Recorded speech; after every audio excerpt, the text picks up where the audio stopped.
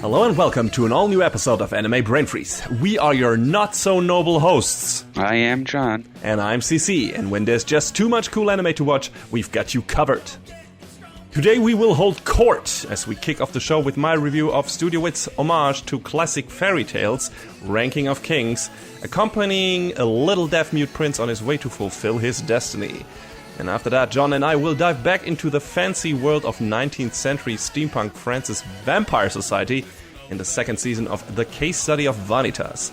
Big reveals, new mysteries, a bunch of horny vampires, and a lot of fun times are afoot.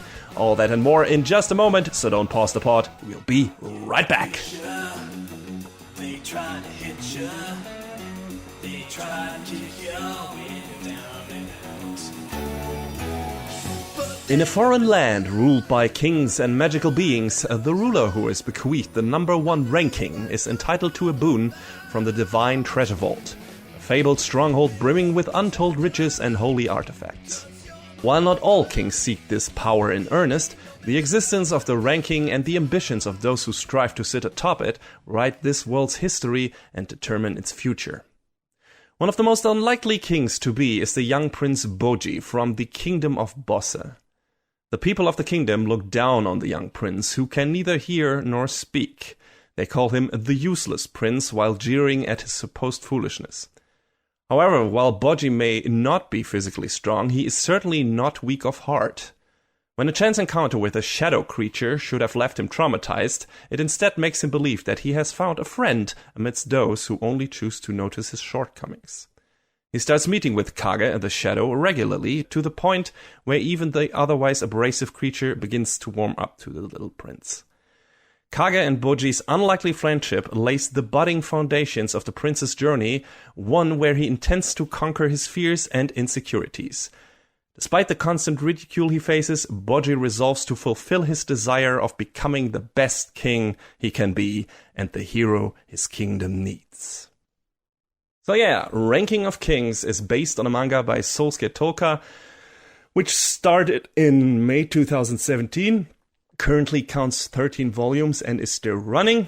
The anime was produced, as mentioned in the intro, by Wit Studio.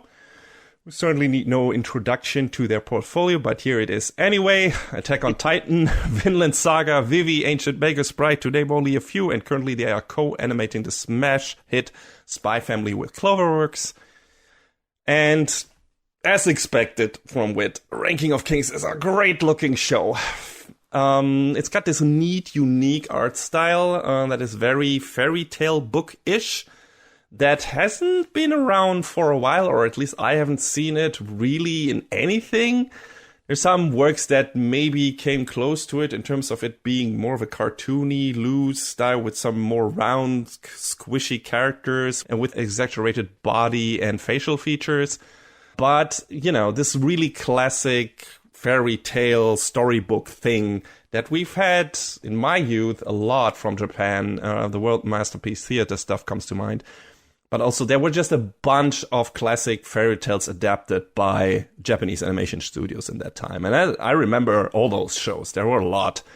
And yeah, this show looks like that, only quality-wise, style-wise, amped up to 11, because it is just such a talented studio, and it shows at every corner, like the backgrounds, the animation itself, the consistent character designs, just the focus on facial gestures, which are very important because, like also mentioned in the intro, our main character is deaf-mute. That means Boji cannot express his feelings, his thoughts, whatever, through his voice, can't verbalize his thoughts, so you have to read them on his face, and the way he uses his hands and everything. I mean, if you can read sign language, because that is in the show too, amazingly enough. I don't know how accurate it is, because I don't know sign language, but it's in there. So maybe you can garner something from that, but otherwise you need to rely on what the show is doing with the facial animation and everything. And it's great at that. It's fantastic. Like, weirdly enough, Boji is one of the most expressive anime protagonists I've ever seen. Like, really? It's fantastic. Like, they put so much effort into making him this super relatable character that you understand at any moment. Like, there's barely a sheet of paper between you and Boji in terms of relating to that character. Like, it's just, you're very close to the guy. You understand what he wants. You understand where he's coming from. You understand if he's dismayed. You understand if he's super happy. You understand what he's trying to express with anything he does. And it's fantastic. And it sounds a bit like it's super exaggerated. Like it's, oh my God, he's just basically screaming with his face all the time. No, it's not that. A lot of these things are very subtle, but they're so well animated and so well directed and staged that you immediately know what this character is about. That's a lot of what makes this show special. His best friend, Kage, the shadow creature, also kind of falls into that kind of amazing thing what you could do with animation, because he doesn't really have a face. He's basically like the small black blob with 2 eyes, 2 hands if he wants to, and this weird tail thing that he can use like a mouth. So he can use that basically so that Boji can understand him, because Boji can also read lips, and makes like these mouth animations with that weird tail. It looks like a thorny tail of a scorpion or something. It's weird, but yeah, he uses that to speak, or at least to show what it would like if he was actually speaking. So you got another character where it's like, I maybe don't really know. I have to rely also on the voice, but he also has a lot of great little gestures and everything. The way he blushes when certain things happen, and what he does with his hands and with this weird tail thing and everything. So Wit just put a lot of effort into how they could convey certain emotions, certain character drives through the animation. And they did a stellar job at that. And then you add to that all the other stuff, like all the cool character designs who are just like based on a lot of fairy tale stuff, and who are very out there. Maybe not to the liking of some of those, because, you know, there are some characters that look a bit squishy, have weird like body proportions, or really long noses. We have the sharp noses. The queen comes to mind, and her son. And, you know, some just really weird cartoony characters like you might see in a storybook. So that is also in there. And if you are more into straightforward anime designs, you know, your standard stuff, maybe this art style isn't for you. I fucking loved it. I loved every second of the show. Just in terms of watching it, I did. Not necessarily, we'll get to that, not necessarily watching this show and consuming the story, but the act of just looking at it and doing its thing visual-wise, just fantastic. Like, I have nothing to complain. And it's super consistent. I can't think of a single episode where it was like, man, the animation quality has really taken a nosedive or anything. And there's no CG in there, not that I could spot anyway. Maybe for some fucking wild camera tracking shots, whatever, which I also didn't expect from the show, because it's like, hey, here's this cute little adventure story with Boji and Kage, and they go on a trip for Boji to become a stronger prince and to become a king and everything. And then we get like these ridiculous Attack on Titan-esque battles in the show in the later point. Like, even in the beginning, you already see an inkling to what the show is doing when it is going for action. It's not always going for action, because understandably, Boji can't really fight in the beginning. But when it does, holy fucking shit, these fights. Like, they all look fantastic. They're pretty short and sweet. They're not like these overextended things. But, you know, when they happen, there is so much cool shit in that. Like, so many moments with a lot of oomph and everything. I don't know, John, if you've looked at some of the clips that I sent you. The best fights aren't even in those from the Crunchyroll collection. But it looks great. I did watch some of them, and they were definitely hitting on all cylinders with that stuff. Yes, and of course, that also comes into play when character designs are kind of streamlined. They're a lot simpler. There's not that many heavy line work and everything. They're probably much easier to animate, and that shows. Like, holy shit.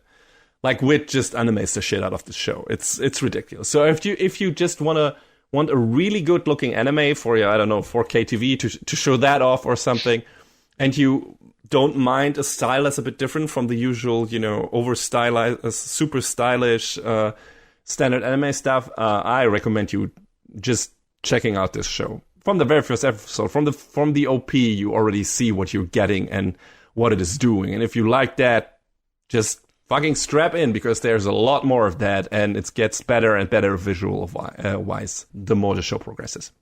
And yeah, the show is directed by Yosuke Hata, first full director's gig for that guy, if I'm not mistaken. Before he was mainly a storyboard artist, key animator, and episode director on stuff like the Hunter x Hunter reboot, One Punch Man, and Death Parade. The music is also great, done by Mayuko, who also did the music for Cells at Work. And yeah, more of a classic orchestral soundtrack for this one, but it's good stuff. And yeah, the story of this, like I said, starts off as like this standard fairy tale thing. We have our main character, Boji, who is like this cute little boy, young boy, who is the firstborn prince. He has a half-brother called Daida, and his mom died when he was still a baby, I think, and his father is also sick, King Bosse, who is like this giant, and Boji is like this really, really small bean-sized human. So you can understand that there might already be some concern in the kingdom, at least at the court of the kingdom, how Boji might fit into the shoes of his father once his father leaves this place, right? And a lot of people are more into like, hey, it should probably be Daida because he's a better fighter, and his mom, Boji's stepmom, basically, is kind of driving for that because like Daida is her son, and you might think that's the main drive in the beginning, or her main drive. And, people in the kingdom always make fun of Boji and everything, and he can't hear and he can't talk. So he is not what the people of this kingdom consider a standard image of a good ruler, of someone with power. They don't acknowledge like strength of heart. They don't acknowledge will. They don't acknowledge kindness and stuff like that. They only acknowledge strength because that's what that kingdom was founded on. That's what Boji's father was all about. That's Bosse, really. He destroyed an invading orc army single-handedly. And yeah, so that's the image that Boji has to compete with, which he intends to. That's the thing. He is not like, oh God, maybe I can become the king or something. No, he is really dead set on becoming the king. He wants this so much. He wants to be king so much. He wants to be the person that other people can rely on. He wants to protect his kingdom. He wants to do all that. That's his dream. The problem is he doesn't have the body for it. He doesn't, the people don't think he can do it and everything. So this is a journey of him trying to prove that he can do that. And his forte is he's such a nice person. He can befriend a lot of people. And again, he's a lot of will. Like, a lot of stuff can give him pause and make him maybe break out in tears for a while and be down and be depressed, like for a short moment, be like, man, fuck. But then he just gets up again, dusts himself off, and he goes for his goal. And it's inspiring to see that little animated person go for it. And he's definitely, I don't know, he was already nominated for Best Boy in the Crunchyroll Awards this year, if I'm not mistaken. I think so, yeah. And had I watched Ranking of Kings? I don't know, did I? I might have voted for Boji, but maybe I said I can't vote for him because I hadn't watched most of Ranking of Kings at that point, only a couple of episodes. So maybe I didn't feel confident in it, but now I do, absolutely. So I would definitely give that space for him, probably. I don't even know what the other contestants were, but he's definitely one of the bestest boys in anime existence, and a super sympathetic main character. All the way through. Like, I never had like this moment where I was like, man, Boji really fucked up with this one. Even the moments where he stumbles is like totally understandable. He's not perfect, like he has his flaws. He's very naive. He's not world savvy. And that's where his newfound friend Kage comes into play, which is the other very important character. And this is basically not only Boji's story, it's also Kage's story. Like, it's a two main characters thing. Kage is, like I said, this little black blob, and is from a race, probably that. I should maybe call it that, of assassin creatures. And his whole family, like, his background is super fucked up. Like, his whole family was basically decimated, was killed. His mom was before his eyes. It's a very gruesome scene, even if she's also just like this weird black puddle. But You see her shredded body and that of her his other family members hanging off like these spears from an attacking kingdom, and it's really harrowing. Like his whole background story is fucked up. So it's understandable that he's a bit of a dick when we meet him. When he meets Boji, he just basically tries to take advantage of him. He's like, "Hey, who are you?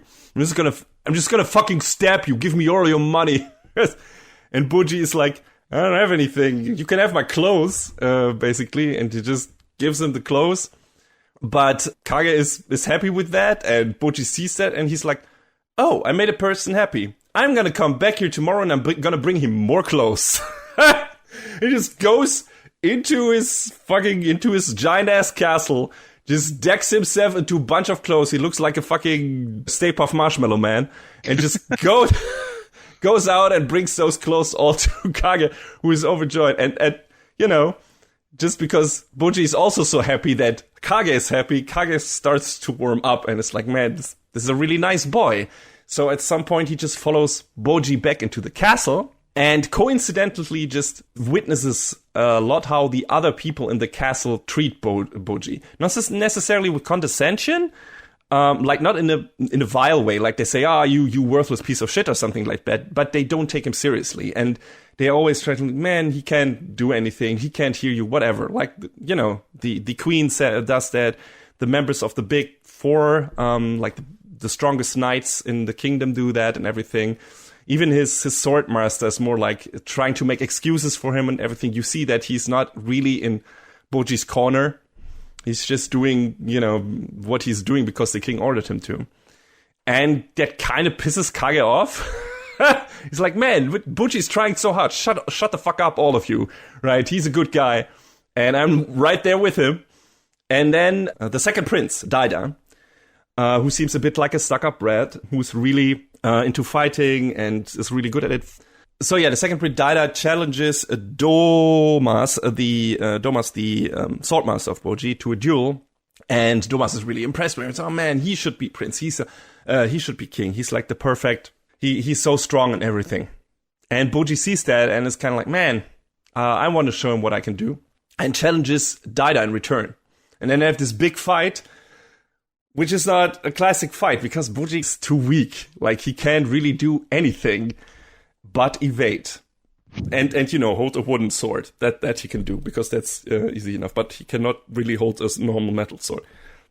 Thankfully, they're fighting with wooden swords. But, you know, he can't really swing it with force or anything. He just can just evade, and then hit Daida after he did a successful evade. And he's really good at that. Like, he's so fucking fast. And every time he hits Daida gets more enraged.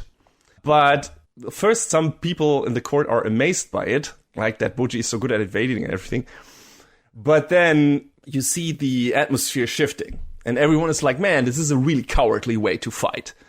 This is really garbage. Boji is a coward. This is horrible. And he's treating Prince Daida with disrespect. Why doesn't he take him head on? Because that's the only way these people can think how a fight should work, right?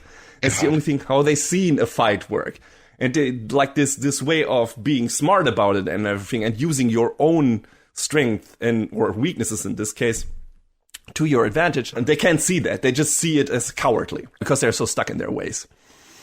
And the only one who doesn't see it that way, of course, is Kage, because he's a fucking assassin. They move in the shadows. They have to move quickly. They have to evade. They can't really take enemies head on because they also are weak in stature and they can't really do anything. If they're spotted, they're fucked. So they have to work with hidden weapons, everything. So, and when Kage sees Boji fighting in Boji's style, he is just so, holy shit, this is the most amazing way I've ever seen anyone fight. Boji is so amazing. And sadly, Boji's swordmaster is saying to Boji, that is not a kingly way to fight. You now have to take your half-brother head on. Because he also doesn't get it. And then, of course, Boji gets fucking clobbered because he can't stand up to Daida in a one-on-one fight. Head-to-head fight. And yeah, that happens, but then Kage is basically, after that fight happened and Boji is recovering, like severely bruised and battered and everything is... But then Kage goes to Boji's room and tells him, I saw you fight, I see what you're going through, and I just want to let you know I'm going to be from now on in your corner forever. I'm just gonna be your dude. You can rely on me, and I know what you're all about, and we're gonna become friends. And that is amazing. And Boji's just fucking crying his ass off, and it's an amazing scene, and it's basically the start of the story and of this friendship. And it's really great. And we go from here. And then it's becoming slowly about a lot of other characters, and, you know, how does Boji get strong? What can he do to use his things to more of an advantage? And yeah, they go on this long journey, and, you know, later they get back to the castle, and, you know, there's a bunch of subplots happening, especially one with Daida and the queen and everything, and an evil mirror. That he literally has to use, Daida has to use the same incantation almost as the evil witch does in Snow White when she talks to her mirror. She says something like, mirror, mirror, who's the most beautiful woman in the country, or something like that, right? And the I think it was, the fairest mirror, mirror on the wall, who's the fairest of them all, I think. Exactly, that's what she says, and then the mirror says, not you, it's Snow White. And she's pissed off until she kills her. Yeah. And that's basically the same thing. Daida always said, who's the strongest of them all? First, I think it says the king's name, and then later it says Boji's name. Because Boji's become a lot stronger at this point. So they really throw some classic fairy tale stuff in there. And it's really neat. Bunch of little nods and name drops here and there. So that's cool. And yeah, that's basically the story. I can't say too much about the other stuff because that would go heavily into spoilers. I'll try to talk a bit about it when I come to the things that I didn't like about the story, but I'll try to not spoil it. It's gonna be hard, but I'll try. But yeah, some of the other important characters, like I said, Prince Daida, who's very driven, you know, is kinda in the shadow of his big brother Boji in a way, but also he knows that he's physically more gifted and everything, and he wants to be the king, wants to do what his mother wants from him, what the mirror wants from him, whatever. But he's got his own problems, psychological holdups and everything. So he's also a very interesting character. And then there's the Queen Hilling. Weird name, but I get it. I think she's supposed to be just called Queen Healing because she has literal healing powers. But they translate it as Hilling. And I'm like, what? Well, she has healing powers. Her name is probably meant to be Healing. that might also be a thing where it's like, haha, it's different enough. Yeah, it's different enough. So that you get the gist of what she is, but it's not too on the nose. Yeah, I guess. But Japan usually is super on the nose, so I was thinking this might be a mistranslation. I'm not sure, but it was funny. So yeah, then there's the queen is like, you have her pegged as like this one character. She's kind of styled after the Red Queen from Alice in Wonderland, I would say. You know, the off with their heads lady. And that's definitely intentional because in the beginning she comes across as like this stuck up, stern, kind of angry woman. And you think she only cares about her real son, not her adopted son. But just like a lot of other characters in this show, she will throw you for a loop. Because, you know, there's much more to her character. And that's like the thing that is the show's biggest strength and its biggest weakness. This show tries to surprise you a lot. At every corner, kinda. And that manifests in several different ways. It manifests in the characters and it manifests in the plot, mostly. In terms of characters, it's less problematic. It's more of like, hey, you have this character packed in a certain way. You think they are this character, and then later on they do something. You're like, oh, okay, I didn't expect that. But that makes sense, and that is cool. And then maybe they have another turnaround later on and stuff like that. That happens to some of the characters in the show. You get a bit of background story, and then you're like, oh, okay, I get it. I get why they're doing what they're doing. I totally misread that character. That's super cool. Thank you.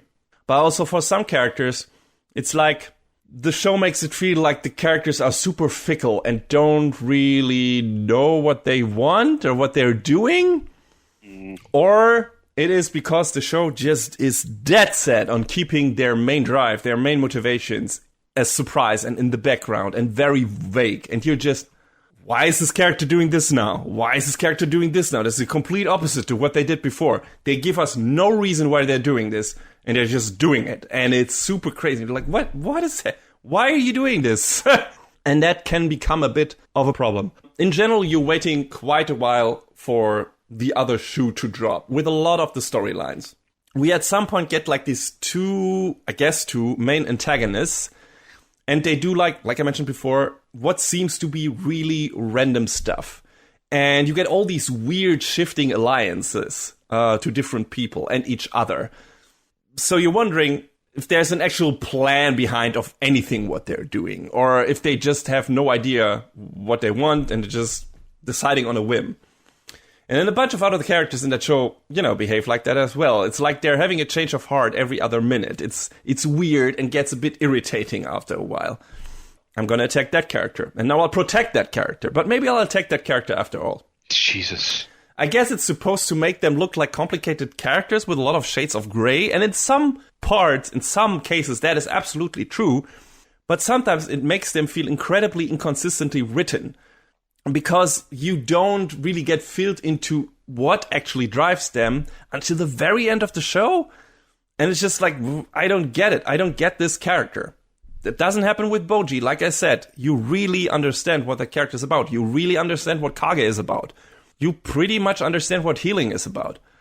But a lot of the other characters are just, what are you doing right now? And why are you doing it?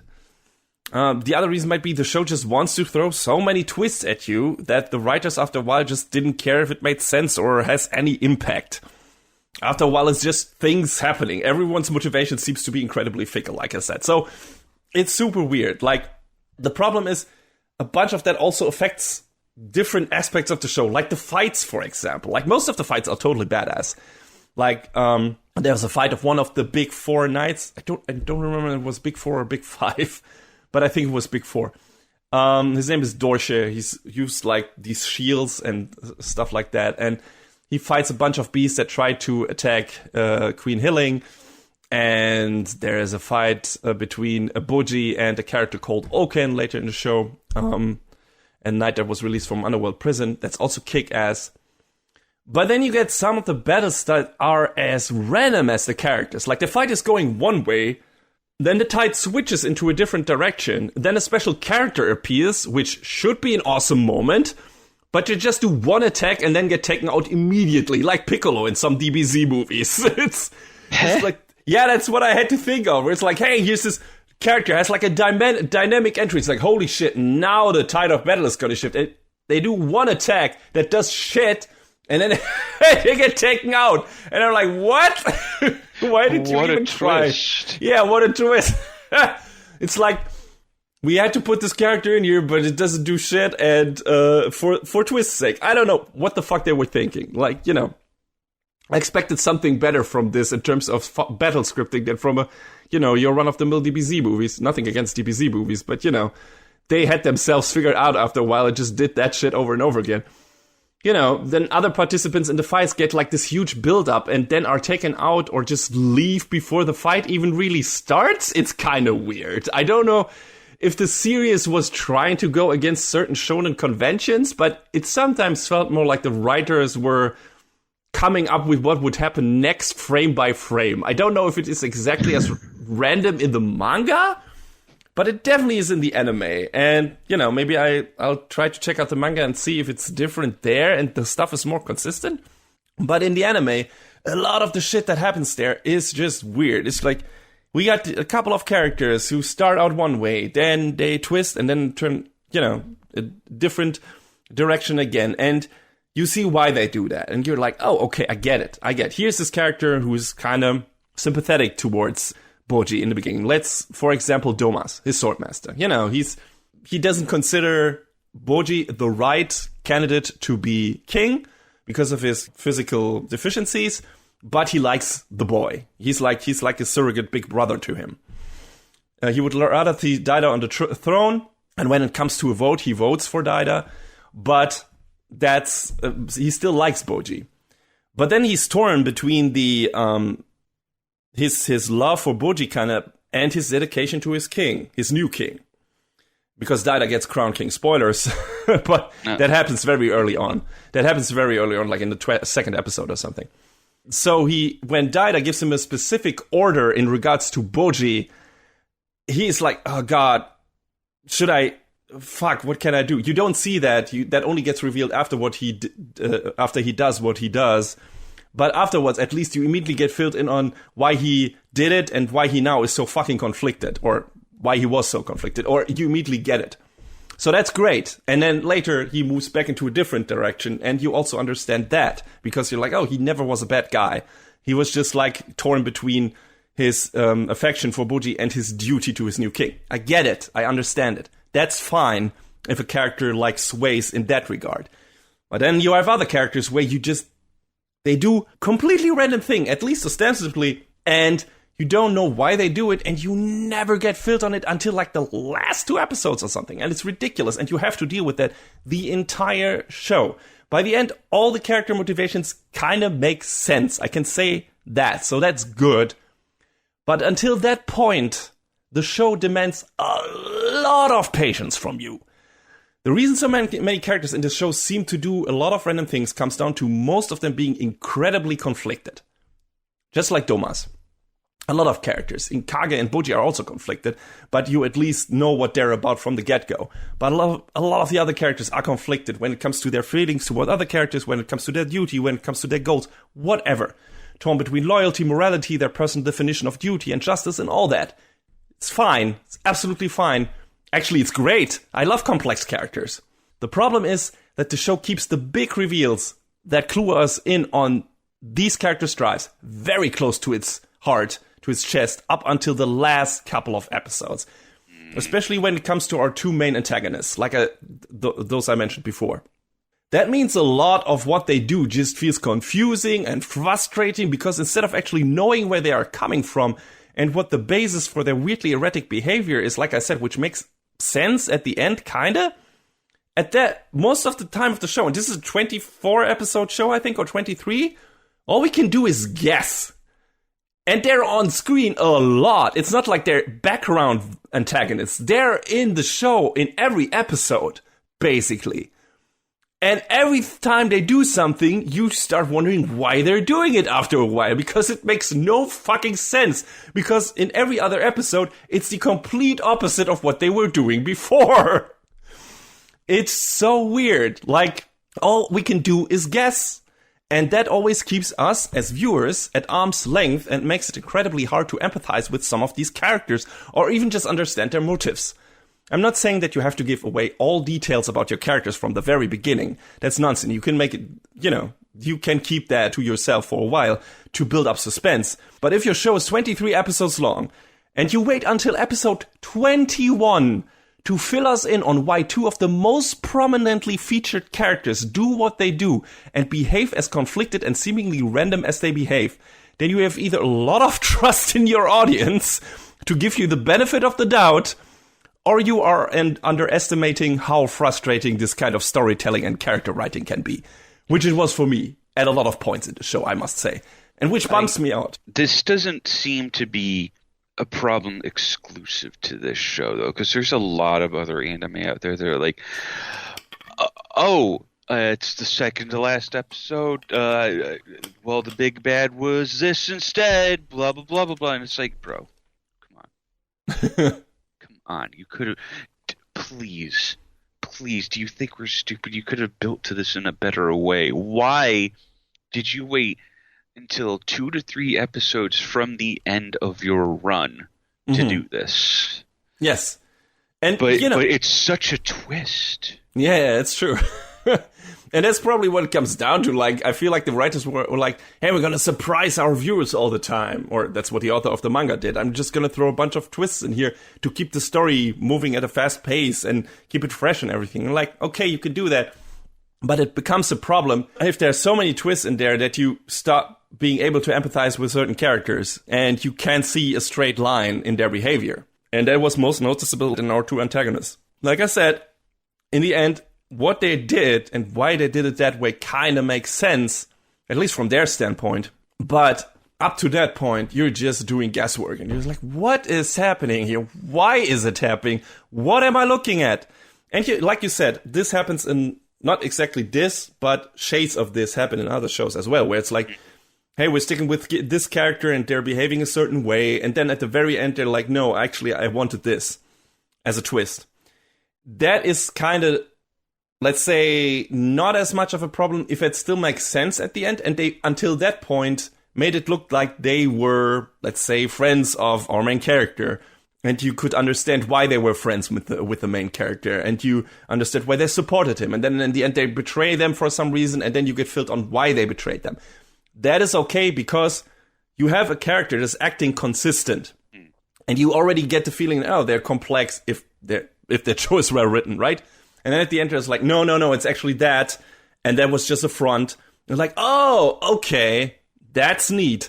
Problem is if they just don't do what they're fucking doing. And you're right, we had shows where we had other characters that just shift allegiances all the time. And you're like, why? What is your end goal here? I don't get it. But it has rarely been as fucking prevalent as it has been in this show for me. It's sticking out like a sore thumb out of an otherwise great show. Like, there's so many good bits in here.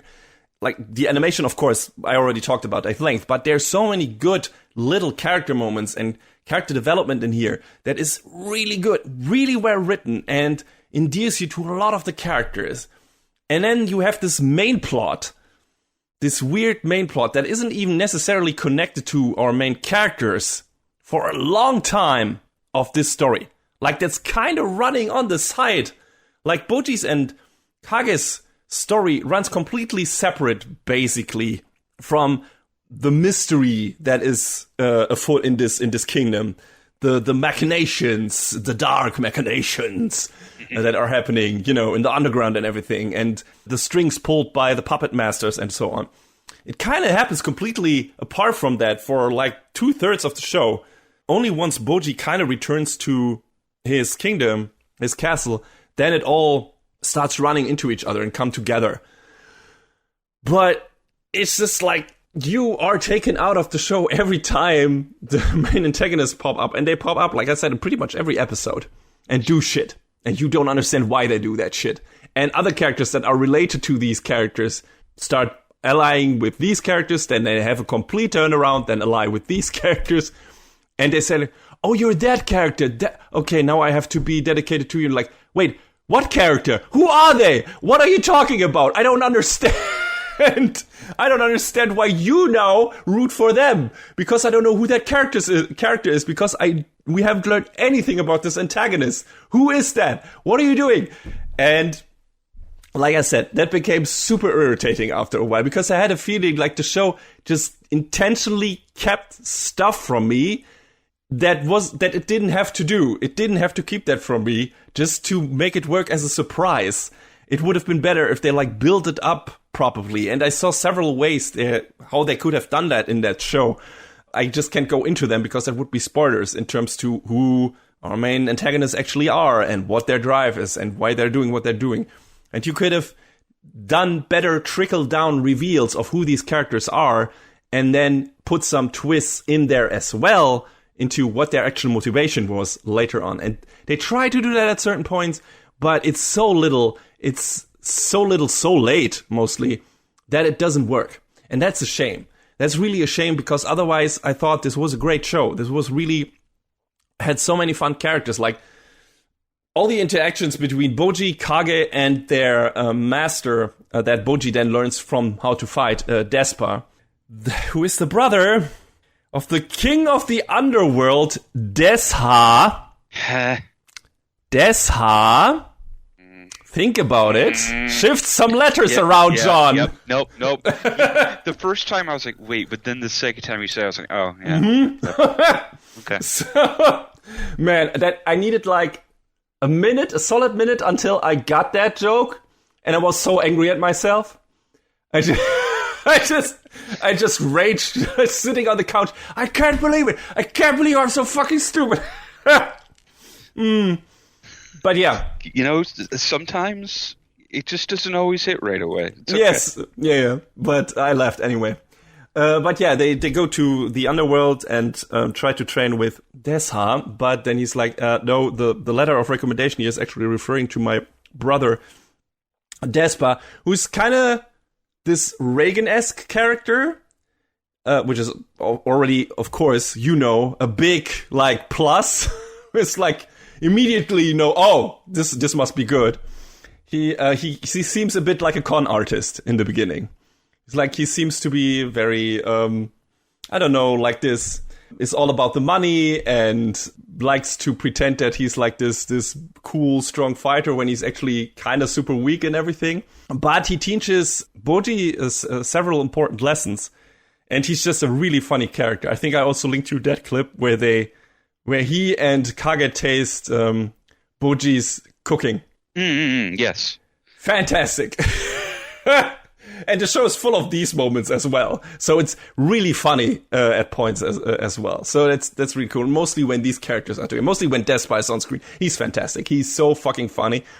And all he does with Boji and with Kage is great. And it's super well animated, and it's fun, and it's goofy, and I loved it. Every time the show went to that, I was like, oh, thank God, this is fantastic. I love this. And then I go back to the main plot, quote unquote, the other main plot, the conspiracy shit. And I'm like, what? Go back to the other stuff. Go back to Despa, he's fun, please. Go back to Boji, he's the best boy. Back to Kage, he's the other best boy. Fuck. Ugh.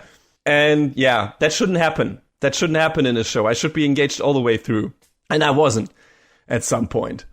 Like I said, there is enough good stuff in here. The battles are great. The animation is great. A lot of the characters in here are fantastic and have great moments. Like I said, Boji, Kage, healing, Despa, even Domas to a certain degree. Dorje is fantastic. Like, there are a bunch of cool characters in this. There's a giant fucking snake with 3 heads in there, but one head is cut off and everything. They are cool. That snake can talk as well, so it's great. But yeah, Desha is also kind of a cool character. There's some cool evil guys. It's fun to see them get beat to a pulp and everything. And the show has a really nice ending. Like I said, most of that stuff that happens at the end works. Like, it makes you understand. Like, oh, that's what this was about. God damn it. Like, the emotional catharsis at the end of the story is really good. The problem is getting there. The problem is, like, staying for the hard parts where you just don't understand what the story is about. The show doesn't give you anything. And you just get annoyed. I just got annoyed. A lot of people probably didn't, though I have heard people feeling a bit conflicted about this show.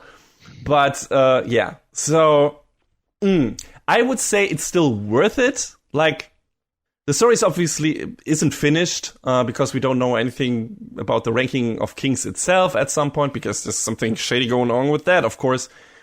The first stuff is mainly just about Boji and Daida and everything, and Kage.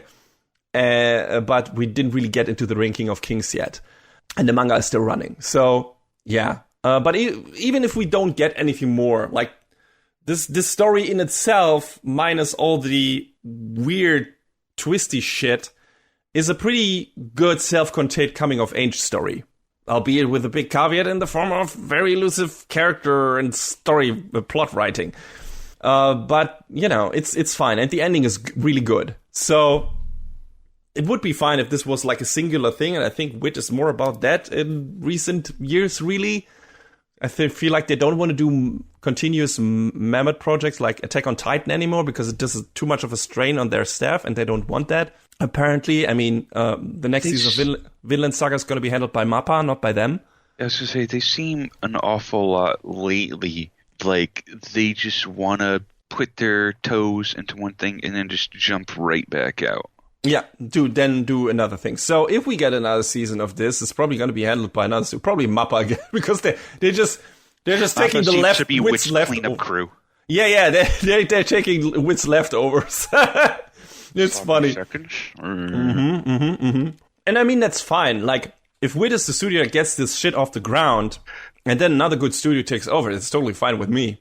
I'm just worried if a worse studio just gets the shit, like we see with stuff like Deadly Seven Sins and things like that. So for now, that's fine. But like I said, even if we don't get another season, that's good. Would I keep watching?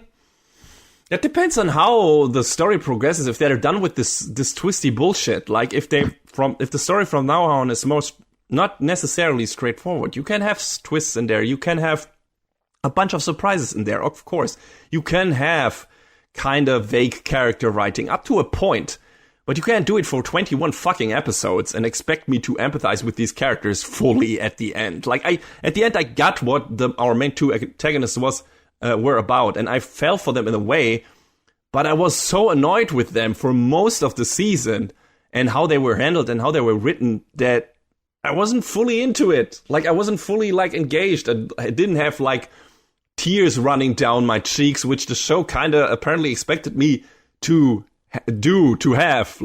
Like, cry for their sake and everything, because it's some very emotional moments that happen at the end. And I was like, hey, I'm here for Boji, I'm here for Kage, I'm not here for those two. I don't give a shit, kinda. I'm like, hey, I at least understand where they're coming from, but man, it took them way too long to fill me in, so it's too late. I'm too old for this shit. Anyway, if you want to check this out, and this maybe sounds more negative now, because, you know, I can harp on about the negative points of a show more than, I guess, for the positives, but I try to highlight all the positives in here, and there are a bunch of them. If you want to check out this show and you're in the mood for like a story book, for a classic kind of fairy tale with some twists to it, this show is streaming on a bunch of services, Amazon Prime, I think, Crunchyroll, Funimation, Wakanim, bunch of other places. The core of the story is good. At least one of the cores. It's weirdly enough, it's two. On one side is Boji and Kage's story, which is fantastic. It's the best thing about this show and is consistently good. And the other part, the other core is, you know, the story of the characters in the rest of the characters in the kingdom, the conspiracy stuff with Daida and our two antagonists and everything. And that is the bad part for most of its runtime, because you don't know what the fuck that is about. And that's demanding a lot of your patience. If you can deal with that, and you're like, hey, at least I get half a good story, and I somehow have to deal with the rest, that's fine. But, you know, just as a warning, I don't want to, like, recommend you that show, and then you're like, what the fuck, CC? This annoyed me so much, why did you recommend me this show? And I'm like, yeah, I recommend you one part of this show. And the ending, I guess. But... All right, I'll just skip 20 episodes. Yeah. Well, the problem is it's not all, you know, it's not like the first half of the story is just Boji and Kage and then the other half is the shit. It's like they're sprinkled in between. You have like, it's split for every episode. John, no, I'm totally with you. I would have done that. It was like, hey, this is this arc, this is Boji's arc, and this is the arc of the other people. I was like, oh, that's great. I can skip that on a rewatch. Problem is I can't. But yeah, so that's a problem.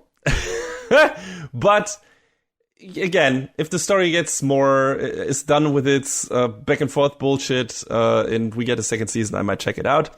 Boji is reason enough, I guess, and Kage.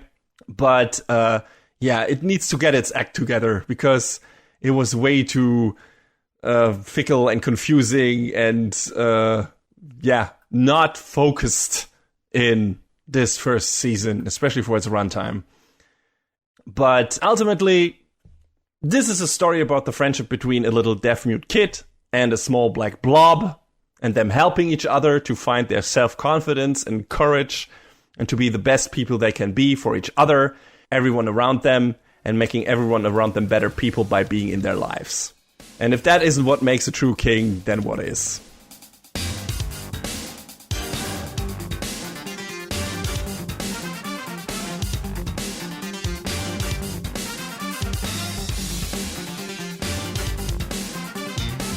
So, we're kind of sort of shifting gears from one fantasy story to another.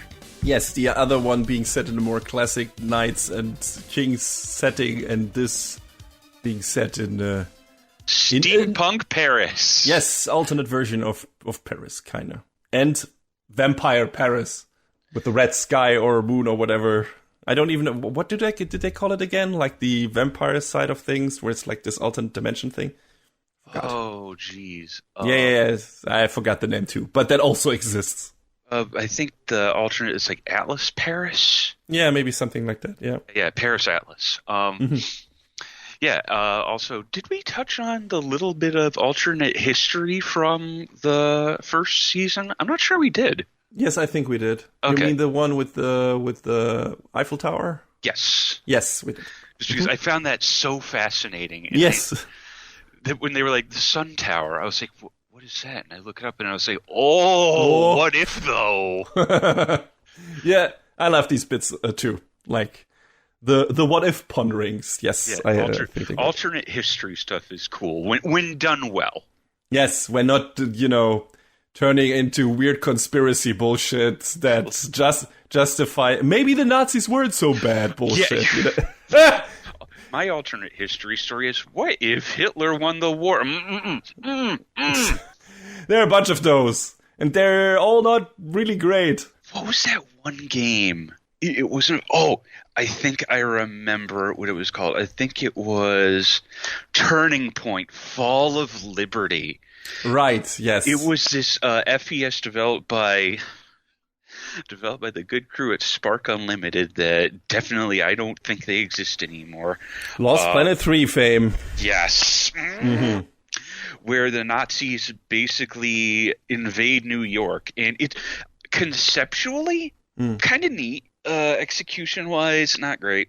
Yeah. Which makes me a little sad because I really was super interested in that game after the demo they released, and then I played it and I was like, oh, we're getting off topic. Yes.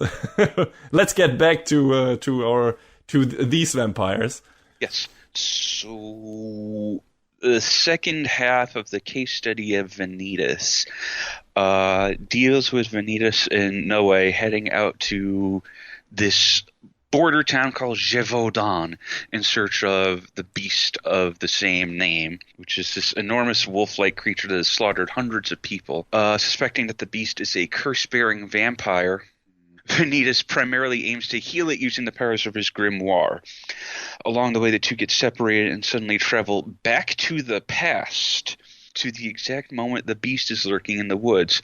After a battle against the gigantic wolf and a vampire hunter, Vanitas decides to team up with Jean in order to find Noe. And despite being allies, Jean's goal is the opposite of Vanitas, as she was tasked to kill the beast, suspecting it may be someone she used to know. Meanwhile, a severely wounded Noe is picked up by the mysterious Chloe Deapierre and her servant. Like Noe, Chloe is a vampire whose existence was erased from the public's knowledge.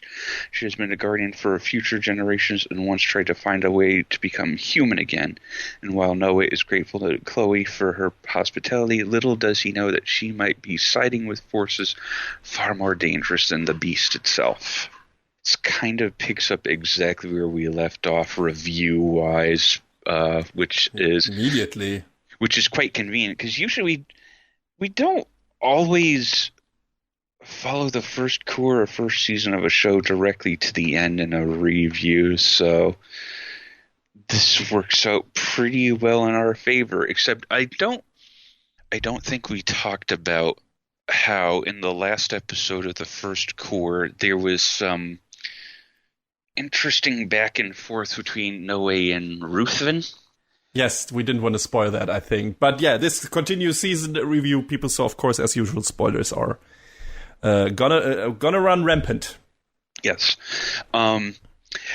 Ruthven meets with Noe and puts a nice little bite in his neck. And says to him, he bids Noe that once, at the time of his choosing. Mm-hmm. I mean, yeah. Yes, might as well also, but not wholly inaccurate. Ruthven bids Noe that once at the time of his choosing, Noe will obey one command, no matter what it is. And he's basically got Noe collared for this command. At the end of this, even at the end of the second season, we don't yet know what it is. But I mean, I think we could kind of put 2 and 2 together for what he wants. Yeah, and considering we already got filled in on it at the very first episode, what this story is kind of leading towards. Yes. Which is a more gruesome than ever thing, considering what we learned in this season. Which is like, God damn it, this is harsh. I don't want this to happen. So I hope the story is still like fucking with us, and it's like, no, we're not actually talking about Noe killing our Vanitas, but something different, or he doesn't go through with it. He's just trying to kill, whatever, something like that. But that's still on the horizon. So, yeah. But yeah, you're right. We pick up immediately where we left off. It's like the train ride to Gévaudan. And the Beast of Gévaudan is a very famous French myth, I guess. Yeah, that actually ties into some folklore, I guess you could call it. The La Bête de Gévaudan. Is the historic name of this man-eating animal that, supposedly terrorized the former province of Gévaudan, which, let's get into a little bit of geographic history a bit, consists of the modern-day department of Lozère and Haute-Loire, as well as Auvergne. And my French is awful, I'm sorry. And in the South Dordogne areas of France. So Gévaudan is dead, long live Gévaudan. And these attacks spanned like a huge area, like 90 by 80 kilometers, 56 by 50 miles for freedom units out there. And these victims were often killed by having their throats torn out. It's weird because our crew ends up going there, and they end up running afoul of one of the other chasseurs, Astolfo, one of the paladins of Charlemagne. And a little shit. Yes. Astolfo is not nearly as understanding as Roland and some of the others. No, he's very driven and has a very short fuse. I mean, we later learn why that is, and it's kind of understandable. The show fills us in on that rather quickly compared to what Ranking of Kings does. So, yeah. I mean, Astolfo is still kind of a jerk, but you're like, oh, I get it. Yeah, that would turn you into a character like that. That's totally reasonable. Yeah, I mean, but he just goes straight for it. Even when Vanitas meets Roland and Olivier in a street side cafe, Olivier isn't like immediately on site. It's like he at least listens to what's going on with him. Even with Roland's best worst attempts to disguise who he is by calling him a different name. I love that scene. We get to that again because fantastic. Just the whole thing. Yes, I also wanted to mention that there was a movie that I've seen several times that is based on the myth of the Beast of Gévaudan, The Brotherhood of the Wolf. I don't know if it's a French-American co-production, not sure. Which is a very enjoyable, trashy action horror thing that I need to rewatch. I like that. I like that movie a lot. It's very out there, and someone later runs around with the sword of Ivy from Soul Calibur. No, really. But it's just wanted to mention that in case you want to see more fiction based on that fiction, on that myth. That's a movie you could go for. I remember it to be enjoyable, but I haven't seen it for at least 10 years now. So make of that what you will. I just didn't want to leave it unmentioned. Interesting. Special effects for the creature are a combination of CG as well as puppetry and animatronics designed by Jim Henson's Creature Shop. Let's go! Yes. It's a very impressive creature. The camera work is a bit weird in that movie, partly. But aside from that, there's some really cool action scenes, some really weirdly enough cool hand-to-hand combat fights. You know, Mark Dacascos is in this, so he's doing a good job, and the other main too. But yeah, it's a very weird and very dark story, but it's pretty enjoyable. So yeah, go for that. Sorry, tangent, but you know, Vanitas is also kind of has its foot in the horror genre because of the vampire stuff and how bloody and gruesome it can be at points. So I feel like that kind of belongs here too. But yeah, I interrupted you. Sorry. Oh, no problem. But yes, Stolfo is, when we first meet him, most interested in meeting Ruthven's Bourreau, who we already know is Jean. And there's several allusions to a witch of the forest, who at this point, the only character that we've known referred to as such is Jean, the Hellfire Witch, which is sort of an interesting bit of misdirection at this point, I feel like. Maybe. Also, it just feels like all women with maybe powers in this universe are called witches. Because I mean, it is that time period, I guess. Yeah. I don't feel like there's any one character who goes unbothered by all of this, because everyone's sort of getting everyone's goat at this point. Noe just wants to go at Astolfo. Vanitas is just constantly pushing his buttons. Astolfo just wants everybody dead because he doesn't care. He just wants what he's going for. I was so worried about that because, you know, he's so blind and driven and everything that when there's this thing happening at kind of the halfway point, or, you know, the climactic moment of that specific arc with, you know, the beast and everything, that he would do something really stupid just when Vanitas is trying to do his, you know, curing thing and everything, and just bring this all to a horrible end.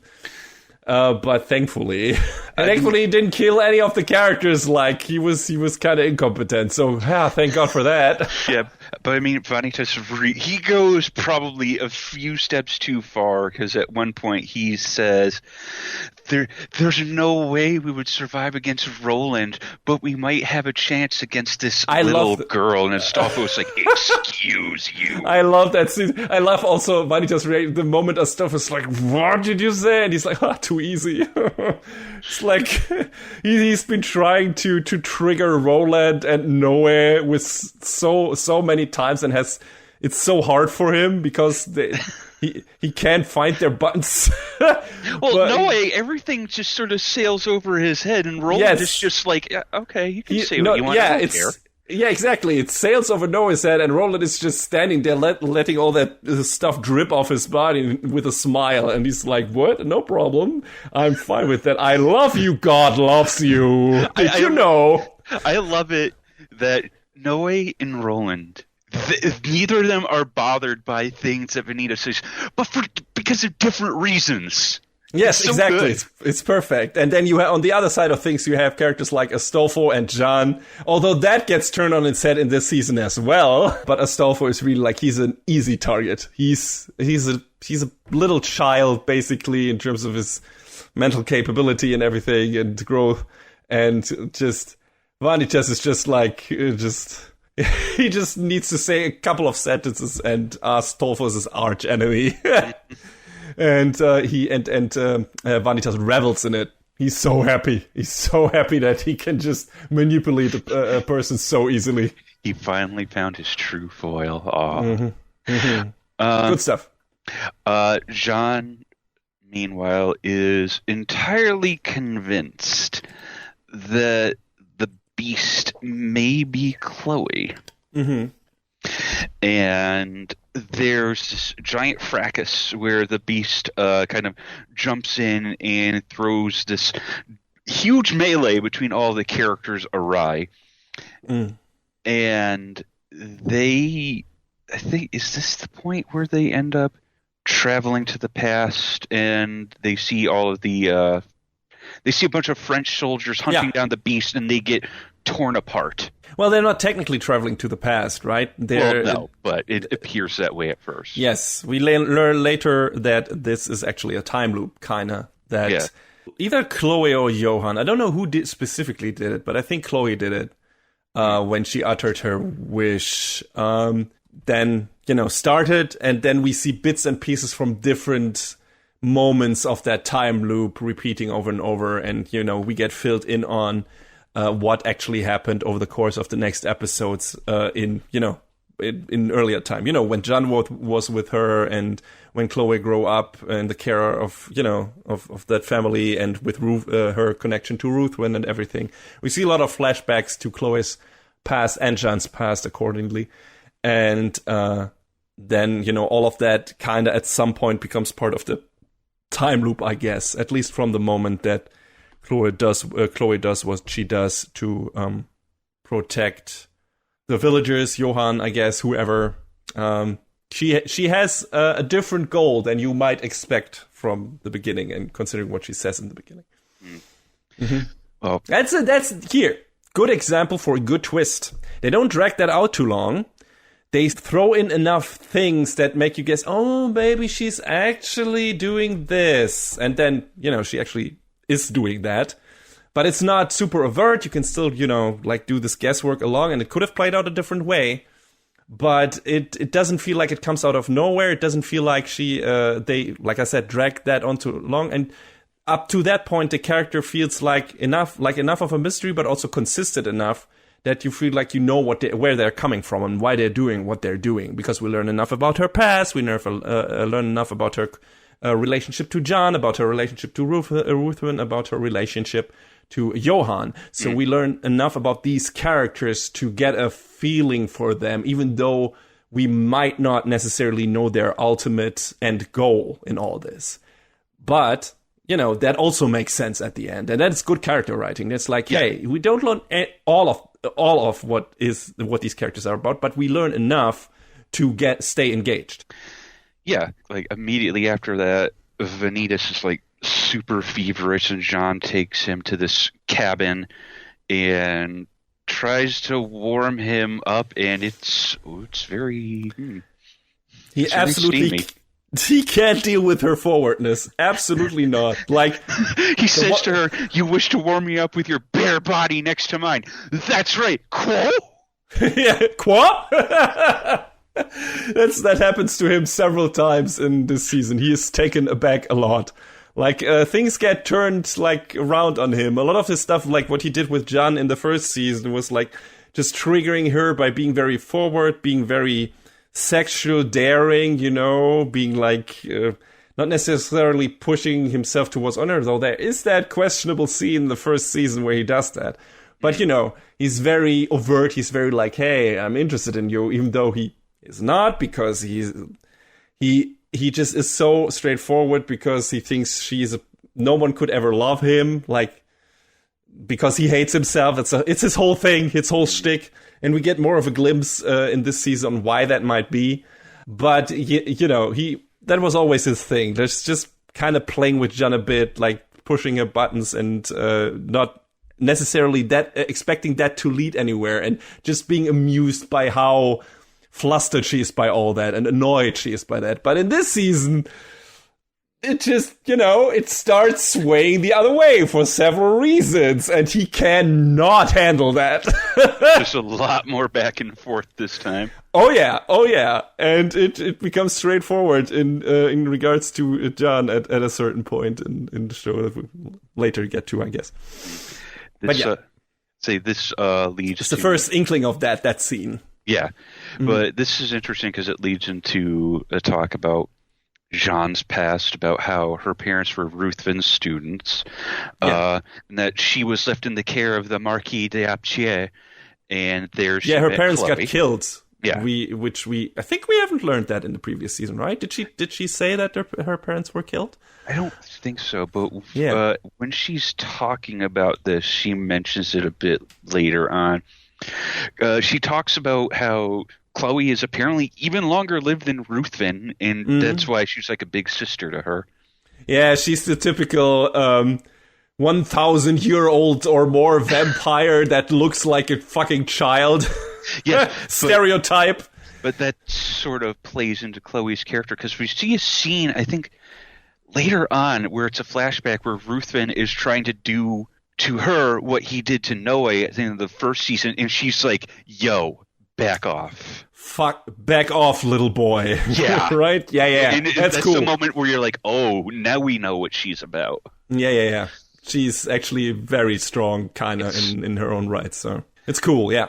And then the next morning, Vanitas has kind of made his escape. And John is so happy that he's well enough to be up and about. And the switch flips immediately where she's like, what did I try to do with him? Mm-hmm. Yeah. She gets red. But it's okay, Right.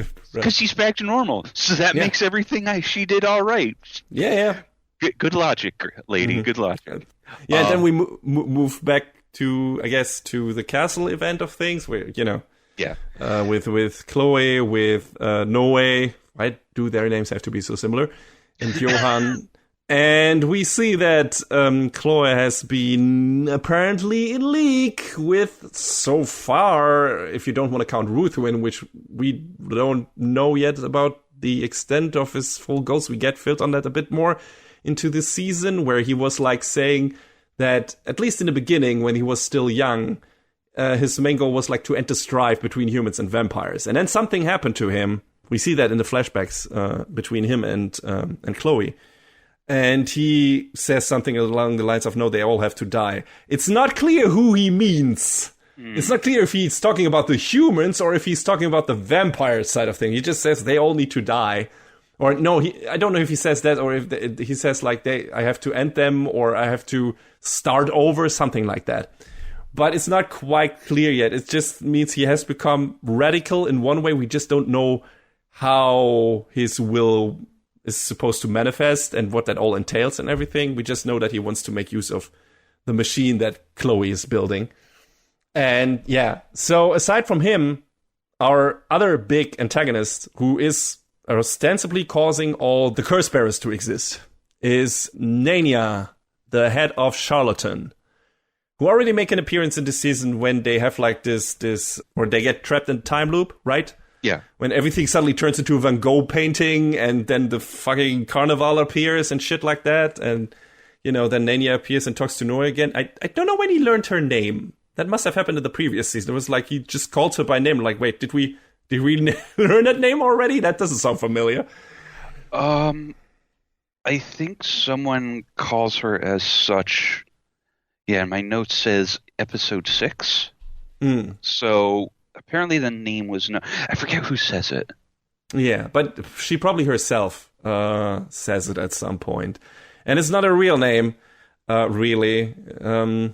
There's so much obfuscation of names and true names, and that's one of the themes real of the names, show. malnomens, all that shit. Yeah, and I don't think I said this previously.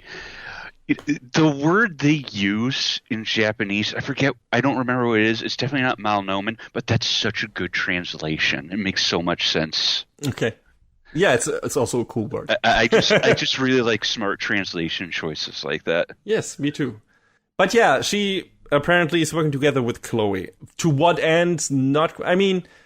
Nania's end seems to be pretty straightforward, because usually she just wants to take vampires' true names, and turn them into curse bearers. But with some vampires, she can't do that by force, apparently. Or she doesn't want to.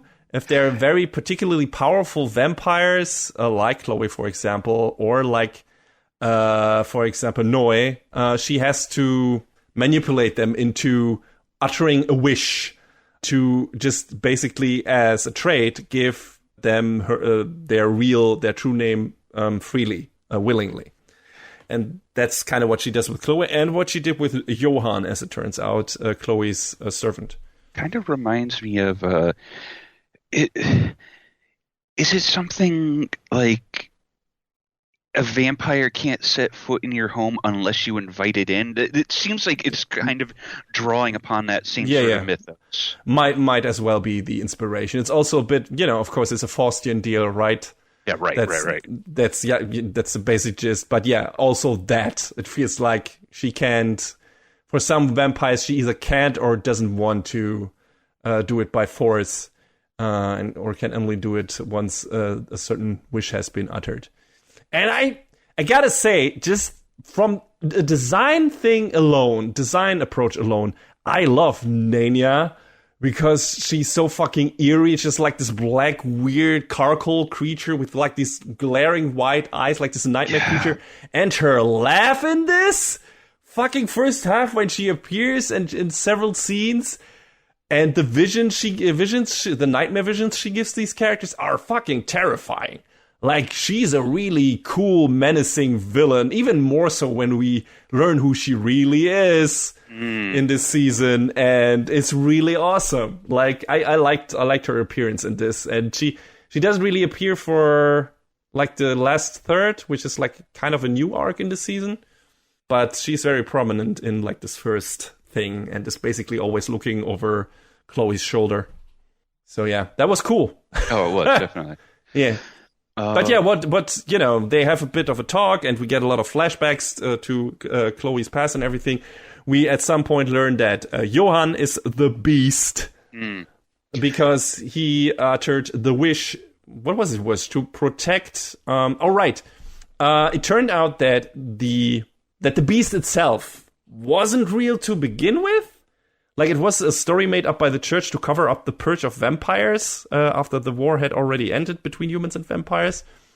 But since those stories stoked the superstitious violence of the people of Gévaudan, and that kind of started focusing on Chloe at a certain point, because she is like this elusive character living up in the mountains and shit like that, and they considered her a witch, and was like, maybe she's whatever, the Beast. Not Johann. I'm calling him Johann all the time, but Johann is the guy. Jean-Jacques. I mean Jean-Jacques. Yes, sorry. No, don't worry. For a second. Well, Johann was one of Dante's pals. Yeah, Johann was one of Dante's, but they both start with J, so I was confused. Yes, Johann was one of Dante's pals, who's also great. He's fun. But yeah, of course, talking about Jean-Jacques. Jean-Jacques is Chloe's friend since his childhood and servant and everything, and he loves her, definitely. But yeah, he decided to become a real version of the Beast to steer the focus and the ire of the people of Gévaudan away from Chloe, and thus protect her from harm. He was basically like her bodyguard, and also what would you call that? Fall guy? Huh? Yeah, I guess, kind of. Yeah, her fall guy in a way. I know you're looking for a specific word, and I can't pull it out of my head. Yes, me neither. But you know what I mean. He was like trying to make the myth reality, so people could focus, like the fights could focus on him, and he could protect her with her strength that way. But for that he needed to make use of, or needed to utter a wish towards Nania, and of course give up his true name, which basically turned him into the Beast and the curse bearer and stuff like that.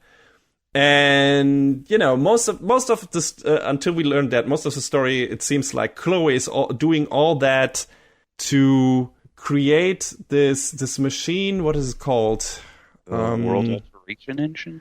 Yes, World Alteration Engine. Or excuse me, just Alteration Engine, my bad. Yeah. Which is powered by the World Formula. Yes, exactly. And she's trying... It's not really clear. She's just apparently trying to maybe restructure. What did she say? What she wanted to do with that? Initially, what you think she wants to do with that? Initially, she became a vampire due to an alteration in the world formula, and then her father was trying to make her human again. Right. Yes. It was her father's wish to make her human again. And he focused his whole research and everything to build a machine that could do that. So that's her purpose. She made that her purpose. She wants, it's my father's dying wish. It's the only thing he ever wanted. So I want to make that wish happen. Right? Yeah, not for my sake necessarily for me to become human, but because my father wanted it and because I love my father and everything. So yeah, it seems that is what she wanted to do. But at a certain point, that changed. And that was the exact moment when Nania manipulated Johann into... manipulated Jean-Jacques into becoming like a protector for Chloe. Like, manipulated him to become the Beast. And yeah, then Chloe's goal changed. Because a little before this... Dante is talking about how the Dapchiers were conducting research and trying to create the alteration engine.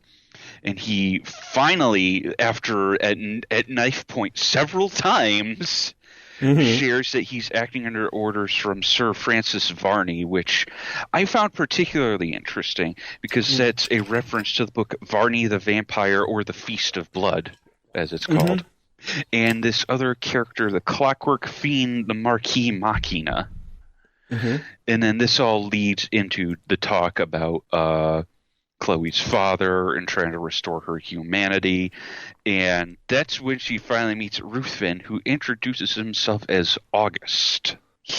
Which is interesting because this is the scene where he kind of tries to manipulate her, and he refers to her as Madam, and she refers to him as Boy. Whoops. Yeah, that's great. But yeah, Ruthven, August, thinks that the world formula could be used to, make things better for the world and whatnot. Yeah, and the iteration engine to that extent, right? Yeah. He wants to use Chloe's engine, or Chloe's father's engine, to basically rewrite the world. I don't know it's not clear what his ultimate goal is, like I said, if he wants to turn all vampires into humans, all humans into vampires, or whatever, or just change the structure of the world in general. Yeah. To just get rid of strife and of conflicts and everything. But, that's what his goal seems to be, at least up to a certain point. Yeah, here we go. August tells Chloe of a fearful life on the outside for vampires, because Chloe hasn't given much thought about the outside world at this point. No. Because she only knows Gévaudan. Yes, which changes when she, John comes into her life, which is probably the most important part of her story, where she becomes friends. They become friends. Chloe becomes a bit of a caretaker of John, and then John runs off at some point into the woods, and that's the first time that Chloe kind of gets out of her castle, and then they drop down in this gorgeous flower field, and she first recognizes how big the world kind of is and how vast the sky is and everything, and it's the most important moment to her, which was great.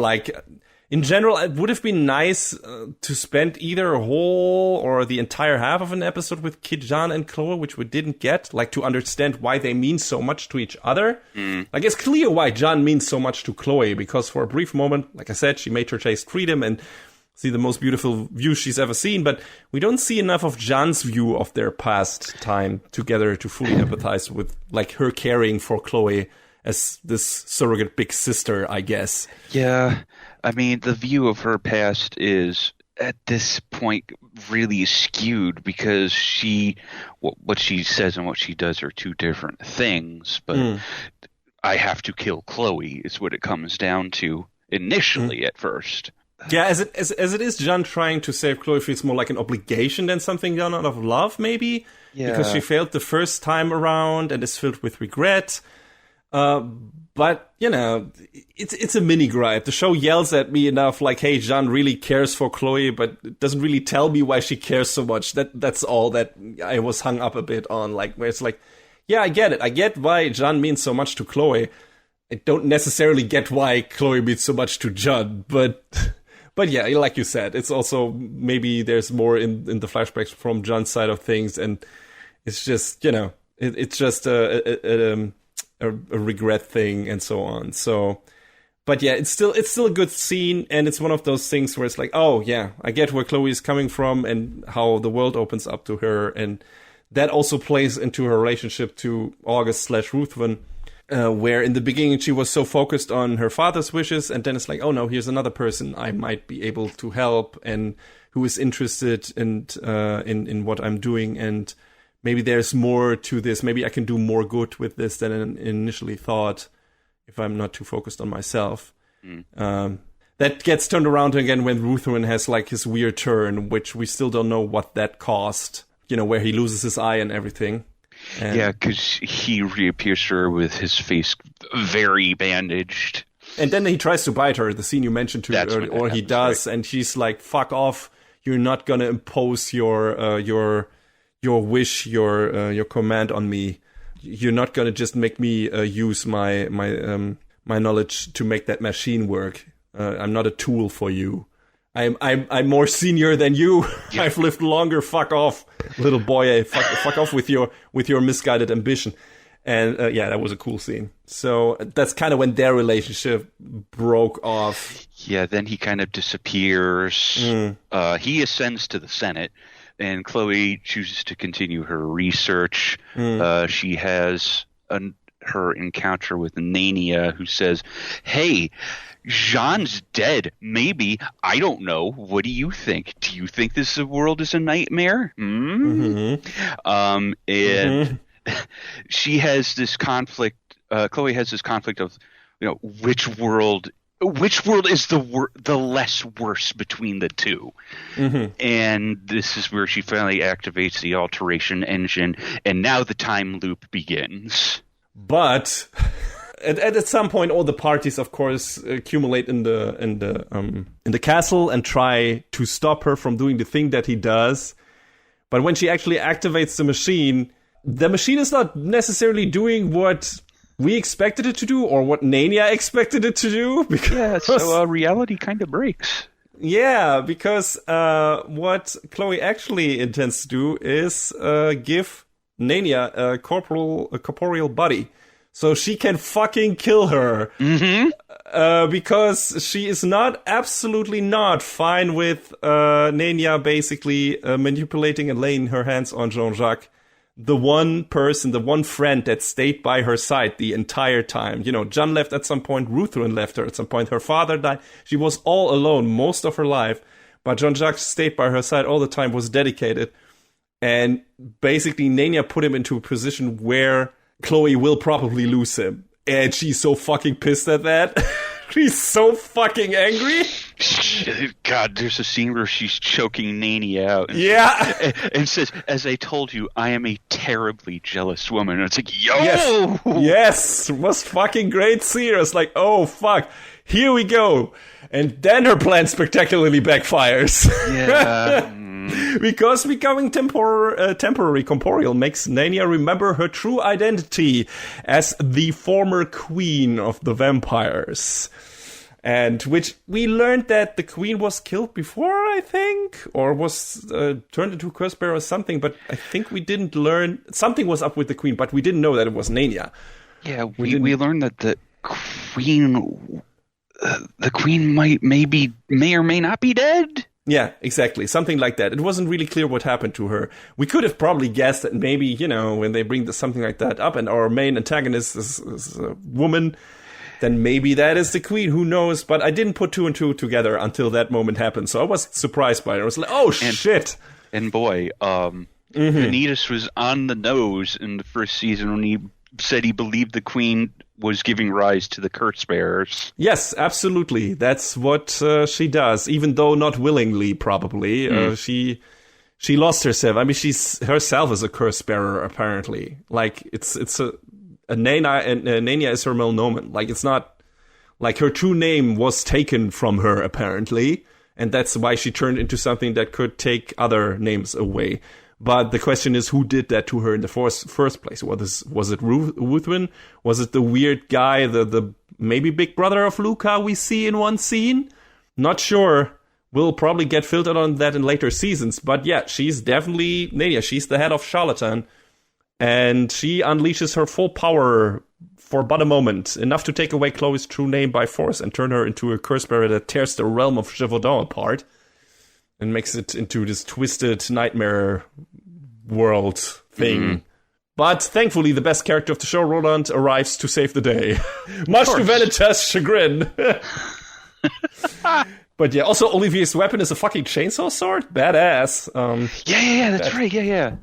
And then, yeah, of course, we have this big battle and everything. And ultimately, Vanitas is thankfully able to cure both Chloe and Jean-Jacques and return their true names to them and turn them to normal vampires again. Which I didn't expect. I expected at least one of them to die. So I was really happy when none of them did. Yeah, big same. No one died at all. I think so. Yeah, maybe some. Not even Astolfo. Yeah, that's weird. he juiced himself up while fighting Vanitas, and he just got knocked out. And I think he has a flashback about his father telling him about his duty as a member of House Granatom, and what's his retainer's name? Marco just kind of takes him, and they just go. Yeah. But yeah, thankfully happy end for Chloe and Jean-Jacques, which I was really glad about. Then I mean, we didn't spend that much time with these characters. It was basically half a season, a bit more maybe. But they very quickly became endearing to me. I was like, oh man, I hope nothing bad happens to them, but probably will. And then nope, they got saved. And I was like, yay! That makes me happy. Yeah, man. I mean, how much time did we spend on them? 6 episodes. It still felt pretty substantive. 6 or 7, I'm not sure. I feel like the final arc we get is not the entire second half of this season. We have a bridge over episode. That's probably the best episode in this season. But we'll get to that in a moment. But I think it's 7 episodes for the first thing, and then we get the rest. But I'm not sure. But yeah, you might be right. I think so. Yeah, first arc of this core was really good. I don't know how you felt about it overall. I enjoyed it. I think it was briskly paced. We learned a lot about the past of certain characters. Like, I mean, mostly for Chloe, who was a new character and probably won't reappear again, but still was there. But we also learned stuff about... I think we learned a bit more about Noe. We learned a lot more about Jan's past. And slight glimpses at Vanitas, but most of that comes in the next arc. Yeah. So, yeah, that was cool. And there was some big reveals, like Nanya being the queen of the vampires and everything. And who, we learn more about Ruthven, one of our other maybe antagonists. So, yeah, it's cool. Was really, really well directed, well structured. I was never bored. That these episodes just flew by. See, do you agree? Oh yeah, 100%. See, and this is what I like about stories like this, because we got to know the new characters decently well, and we kept the story going. See, that's what I want when I watch stuff, and I'm specifically being like this because Bones also worked on a certain other show. That's not nearly as well paced and has way too many characters. So I look at this and I'm like, how many characters did we get to know in this half? 4? New ones? 5? Yeah, new characters. Important ones too, I would even say, if at all. Like Jean-Jacques and Chloe, and I guess they are the Astolfo, but yeah, they are the important ones. But we also had little bits of Astolfo in there, but it felt like enough. It was enough to keep things going, so that I wasn't like, I didn't feel like I was waiting for things to happen. It also comes to what the source material is giving you, and I assume that's the same for this, right? But yeah, so I would put the blame on Horikoshi, I guess, but also you can streamline that shit if you're adapting stuff. Right. So, but right? You could just, I agree with you, like the training arc of My Hero Academia Season 5, for example, you could have just taken that out. Because they said, hey, these characters have gained a couple of new powers, that's it. And didn't have to do it. I mean, these battles were fun to me, but you're right. Like, they put the story to a grinding halt. But again, that's also classic shonen. I would say Vanitas isn't that, so I expect different things from different stories. But overall, I'm with you. Yeah, it's great that Vanitas is moving along so quickly. And it goes even quicker in the next arc in terms of big reveals. I just want what is ostensibly an action show to keep going. Like, I don't know how much I'm going to talk about Dragon Quest: The Adventure of Dai when it's all done, but boy, that last arc, it really goes on. And I mean, that's not in a positive way. And I mean, that's not to say things aren't constantly happening, but it really, really goes on. And I think looking at, I had, every so often been looking at where it is in comparison to the manga. Yeah, there's a lot of chapters toward the end. So, not necessarily a structural issue, but, it cut things down a little. Adaptation is not easy. And no, if you just go, frame by frame, you're sometimes doing too much. But anyway, let's return to our vampires du jour, who are as horny as ever. Like, oh, without a doubt.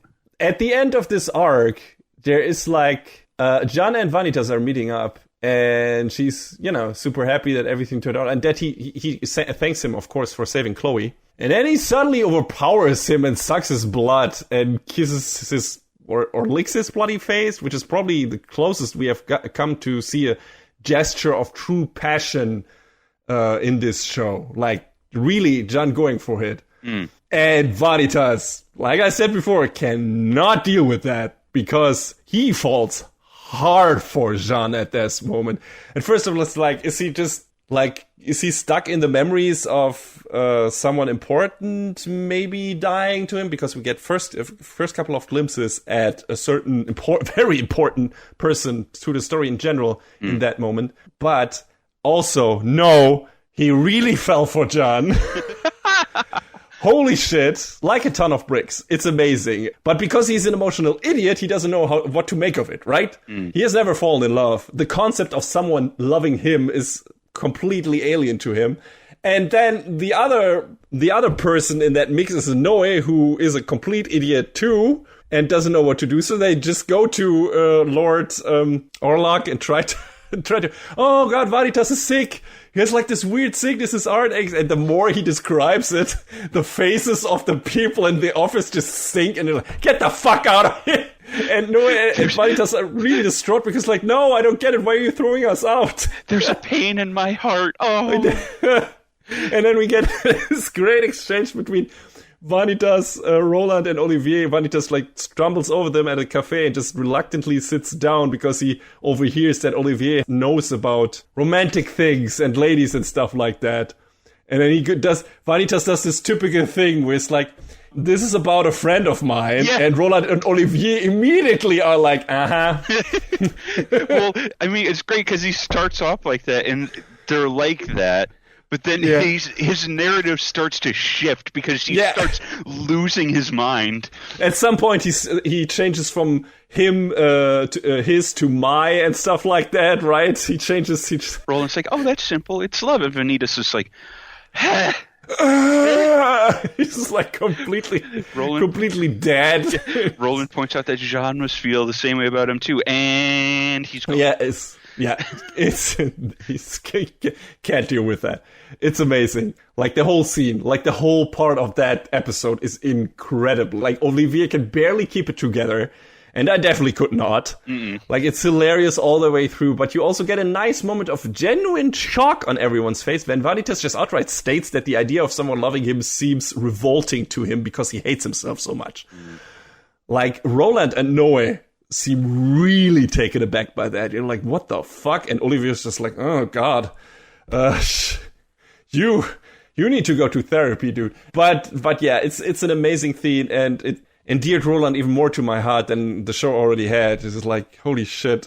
The way he reacts to it is like, you don't have to worry about Vanitas. I can love. God's love is all encompassing. And that pisses Vanitas off so much. My favorite. I love it. It's like, oh, it's my good friend Vincent. And it's like, and then when Noe pops out from behind the person sitting at the next table, it's like, hey, Gilbert, I think you should go ahead. I think and Olivier is like, dude, I knew who they were the whole time. Yeah. So, and Roland's like, it was worth a try. It's just fantastic. Just all the way through that half episode where they do all that shit is just, it killed me. It was just, I was laughing the entire way through. Hey, this is shit. And also the follow-up to that, Jan goes to Luca, or is sitting with Luca having tea and shit like that, and Luca is starting to suspect things and asks her about, wait, why are you talking about Vanitas in such a different way, Vanitas in such a different way? And she's like, I don't know, I feel different towards him. It's like my heart starts beating every time I'm talking about him, and I feel very nice, and he feels and he was so warm and everything, and he was such a good person. And you have to Chloe. I don't know if Domi is the one that says that, but it seems like you're in love with him. And John is like, that's what it is. Yeah, okay, yeah, I'm probably in love with Vanitas now. And Luca's like, no! And Domi's like, no, not him! Luca says it, and Jean just blushes bright as a tomato, and she doesn't know what to say, and Luca just loses it. He's gone, he's done. It gets even worse than that, because when Luca tries to get Domi to help him with this situation, Jean at some point says like, man, I think the real problem is if I get to see Vanitas the next time, I wouldn't know how to control my urges. I would just like to, like, fucking put him on the ground and mount him or shit. Like a picture of a lion appears next to her. Yeah, it was... She just shocks Luca with verbalizing her forceful lust for Vanitas so much that the poor boy temporarily loses his grip on reality. Well, Dominique loses her mind too. It's just like, this is going real well between all of this. She says, because I wrote this quote down, that if this feeling continues before I can meet Vanitas again, that I might consummate our love the moment our eyes meet. Mm-hmm. And it's like, ugh! Yeah! Yeah, you go for it, girl. Holy shit. I love this turnaround on Jen's character where she's like completely going into the other direction now. It's amazing. Dominique can't, she can't. She just can't believe how vulgar that is. But Jean says it's how her mother got her father. Everyone's like, what? And of course it makes total sense. It's like, she didn't want to think about, falling for that guy before because he seemed so, such an asshole. But now he has done something really good for her and she recognizes his true character and it's like, oh, then it's totally fine. I love him. Okay, I'm just gonna get him. It's like, all right, okay, here we go. It keeps going though, because Dominique points out how Vanitas says, he wouldn't have interest in a woman who would love him, but that only hardens Jean's determination because she's learned how to act from the date they had overall. Dominique is just like, oh, okay, all right, and Luca just screams, "What date?" Yeah. These whole two scenes are just from beginning to end perfect. And I also love that Dominique at some point is like, I don't understand why you would go for that when Noe is right there. And it's like, but I don't want you to go for Noe because I want to go for Noe. Right. Right. It's amazing. Like all of these characters just clashing with each other in this romantic. I've been harping so much on romantic comedy, right? Because that's not my genre. But if you do it like that, if you do like a great fantasy story and then put romantic shit like this in there, romantic comedy like this, where, hey, you have established characters, you have with character motivations and everything. And then on the side of that, you have this great romantic subplot where there's something real developing between two of our main characters, which are both complex, interesting characters, aside from the will they, won't they stuff. I'm all for that shit. I laughed all the way through these scenes, and I'm so rooting for them to become a thing. So I know that won't happen because this is a tragedy, probably. But man, yes, give me that shit. Give me that romantic comedy shit. That's absolutely up my alley. I love this. I love this whole episode. So yeah, but then shit gets serious again at the very end. So the joys don't last long for our characters. Yeah, there's a scene between Noe and Vanitas where Noe sort of envisions this scenario where he would have ended up fighting Vanitas instead in Gévaudan instead of Astolfo. And Vanitas is like, what's the meaning of this thought exercise? What are you talking about? Which Vanitas, to which Noe says, I'm glad it wasn't a chasseur I met on that day in La Baleine, but rather a doctor who's a vampire specialist. And Vanitas is just like, huh? What?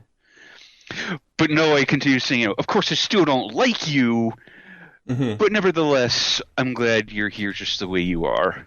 So, they're also always doing like this teasing of maybe a romance between those two, but considering that Vanitas and John are really going for it now, this is more of a friendship thing now, like between Noe and Vanitas, I guess, or for the Fujoshi, maybe they have the teasing in there as well. So we'll see, maybe something will come off of that. They definitely play with that, and they have so in the first season when Noe and Vanitas have that little dance and everything. So that's definitely in there. But I don't know, considering how anime in general goes with these kind of things. I feel like they won't go farther than that. It's probably just gonna stay, in terms of romance, a real romance between Jean and Vanitas. And maybe Noe and Domi. Who knows? But they also have this brother-sister thing going, so that's a bit icky on the side. But hey, adopt it. Yeah, not real blood don't worry related. about it. Mm-hmm. But yeah, at the end of the episode, a certain character appears that was already in a flashback, or at least the back of his head was in a flashback of Vanitas. And he is doing some shit with Domi, and we are not quite sure what yet, but he's somehow manipulating her and stuff like that. And then cutting off a strand of her hair and sending it to Noe to get him to meet up in an amusement park. And we get a bit more of backstory on Domi and Noe, what happened after Louis died, right? After he was decapitated and everything. And we learn a lot more about the shit that went down, like Noe being completely down. Domi couldn't deal with that. Like, she even cut her own hair to look like Louis because she thought that would make Noe happy, since she thinks everyone wanted her to have died instead of her brother, which is really sad because they dropped like the fact, I don't know, have they done that before? Did they drop the fact that twins are considered bad luck in the vampire world before in the first season? Did they mention that offhand at some point? I don't think they did. Because if they did, that would have been a nice follow-up, you know? Yeah. Otherwise, it feels a bit out of nowhere. It's like, hey, no. I mean, you could see it, I guess, in terms of their faces and everything, that Domi and Louis were twins, and that is considered bad luck in the vampire world. So one of them was supposed to be hidden from the world, and that was Louis. Yeah, and Veronica kind of drops a bomb on Dominique. Yeah, it's her big sister, and saying she seems like an asshole, a righteous asshole. I mean, we got a little bit of a glimpse of that in the first season. That's true. This time around, she like out and says, "I do not have a little brother. Moreover, he should have been slain the day he was born. You should be thankful he was allowed to live for this long." And it's like, lady. But yeah, we get a bit more backstory in her and what all the shit that went down with her, and, you know, her further relationship to Noe and everything. So that's cool and interesting. But the character that we saw that was introduced is Mikhail, who is kind of somewhat Vanitas' little brother. Not really. Also, again, not blood related. But he was kind of an orphan. His backstory is really fucked up. Like, dressed up like a girl by his mom prostitute who sold him to her best customers. Great stuff. And then he gets picked up by the church and also picked up by Dr. Moreau, the same guy who experimented on Vanitas, you know, the numbered children, because he tried to enable them to use the books of Vanitas. Apparently, there's a second book of Vanitas, which we learn also in here. And Vanitas has one, Mihail has the other one. And I don't know, did they kill off Moreau in the previous season? I don't remember. They fought him, but I don't know if he died. I'm pretty sure he escaped. Nah, that's a bummer. I hoped he would die, because we already knew he was a piece of shit, but that gets verified in his flashback scenes in this season. Like, Vanitas and Mihail and the about 70 other kids he killed were only tools for him to open the books of Vanitas, and it's, Jesus, what a garbage man. But yeah, we get introduced, and Mihail is trying to, or manipulates Noe by putting Domi into danger to suck his blood, and basically, because Noe can, by sucking someone's blood, he can look into their past. That's his gift. That's his ability. So he sees Mihail's whole past, and he sees a part of Vanitas' past, and how they escaped Moreau, which was by the hand of the original Vanitas, the vampire of the Blue Moon, which from now on we, I guess, should call Luna to avoid confusion. Also, they don't seem to be really fond of the name Vanitas anyway, so I don't know how they got the name Luna. I guess maybe through our Vanitas gave them that, or Mihail gave them that. I don't know. Yeah, taking notes for these next couple episodes was weird. I think in my version of the notes, to avoid, for the sake of clarity, I refer to the human boy Vanitas just as a number 69 until it was more convenient to switch back to referring to him as Vanitas. But yeah, Luna has a real cool design. You rarely see characters with completely night black skin in anime. And yeah, Luna becomes kind of a surrogate father for Mihail and Vanitas, and wants to help the two boys to survive the effects of their experiments, which will ultimately kill Mihail and Vanitas otherwise, as we learn. And then something happened. Like, for some reason, Luna dies, or Vanitas kills him. We don't know at that point what exactly, but that's what Mihail wants to learn from Vanitas. He wants to convince Noe to suck Vanitas' blood, to basically go look into his memories and learn why their father had to die, why Luna had to die. Because really, all Mihail seems to want is get his little family back together, because he's so damaged and everything, and that was probably the only happy time he really had. So that's what he wants, and that's his main drive, for now anyway. And so we get a bit more glimpse of Vanitas' past. Like, one of the reasons for Vanitas' self-hatred is probably because his mother died in childbirth, apparently, so maybe he feels like he killed her. And at least there's an inkling in that. And one of his parents, I think, was part of a carnival, of a traveling, which makes me immediately think charlatan, and I'm like, okay, we'll see where that goes. But we haven't been really filled in on that part of his backstory yet. But there's after that, and I'm rushing up things because we have to wrap this up. I'm sorry. We have a big fight between Noe and Vanitas, really, because it feels like Noe is trying to he doesn't even say that he necessarily wants to suck Vanitas' blood, but Vanitas definitely wants to stop him from doing that. Like, he even pulls a gun on him and shoots him, because he has programmed himself, or put a hypnosis, a spell on him, whatever, that makes kill anyone who's trying to look into his memories. Why exactly that is, I don't know if we get really filled in on it, or if we're sure why he did that, to protect something, if it's only his own vulnerability, but something, right? He hypnotized himself so he would kill anyone who tried to look into his memories. Right. So there's this big fight between him and Noe, because Noe tries to look into his memories to protect Domi. And that happens. Shit goes back and forth. That fight is awesome, by the way. It looks really good. Of course, as expected from Bones. But then once both our characters kind of lie battered and bruised at the ground at a certain point, the true obvious villain from the first season, like one of the most obvious, probably the ultimate puppet master, packed from the get-go, as such, reveals himself. Domi's grandfather, who was also the teacher of Noe and everything, and who has made an appearance in Shadows and so on. I think we never saw his full face in the first season. But he's the one who killed Louis, I think, and set things into motion, apparently. The former Marquis de Sade, or Comte de Saint-Germain, as he goes by now, which are both very familiar names. Dude has about 3 different names. Yes, the shapeless one also. The shapeless one, Marquis de Sade, Monsieur le Comte. Yeah, but just like Mihail, he seems to want to look into maybe Vanitas' memories, or in general, find a way to revive Luna.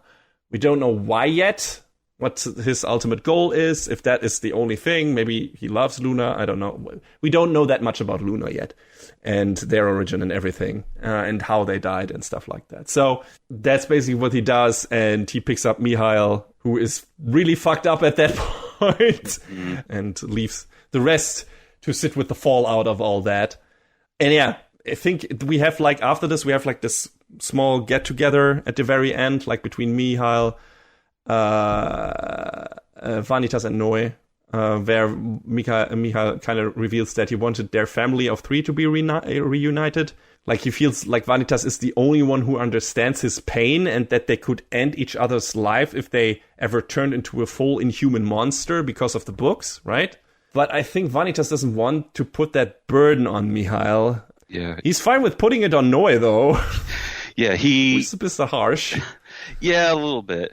But that's kind of his thought process. Like, I'm going to turn into a monster anyway, but I want to be with a person that I can rely on to end me then and to kill me. And that is what the story has been saying it will do from the very first episode on.